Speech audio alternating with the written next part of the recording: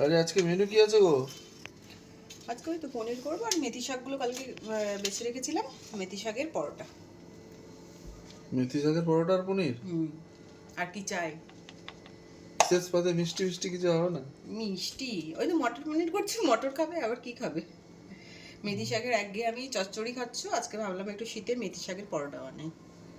ওকে, ঠিক আছে, চলো দেখা যাক কিরকম হয়। দেখো, এটার জন্য তেমন কিছু খুব একটা পরিশ্রম করতে হয় না। যেমন আমরা পরোটার ময়ান দিই, তবে আমি শুধু ময়দাই করিনি, আমি একটু আটা মিক্সড করেছি। ভালো করে ময়ান দিয়ে দিলাম যাতে খসখসে হয়। প্রথমেই জলটা অ্যাড করব না, কারণ শাকে তো অনেকখানি জল থাকে আমাদের, আমরা সবাই জানি। তো সেই জন্য শাকটাকে ভালো করে মিশিয়ে আগে মাখিয়ে নিই, তারপরে একটু একটু করে উষ্ণ গরম জল অ্যাড করব।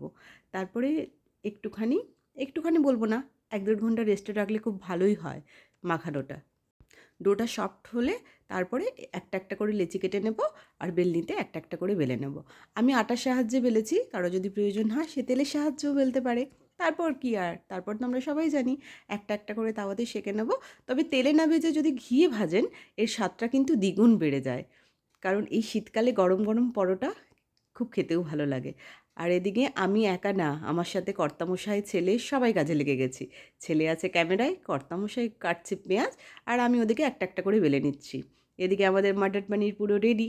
কারণ শীতে তো ঠান্ডা হয়ে গেলে খেতে ভালো লাগবে না, তাই একদিক দিয়ে করছি, একদিক দিয়ে খাবার বাড়ছি।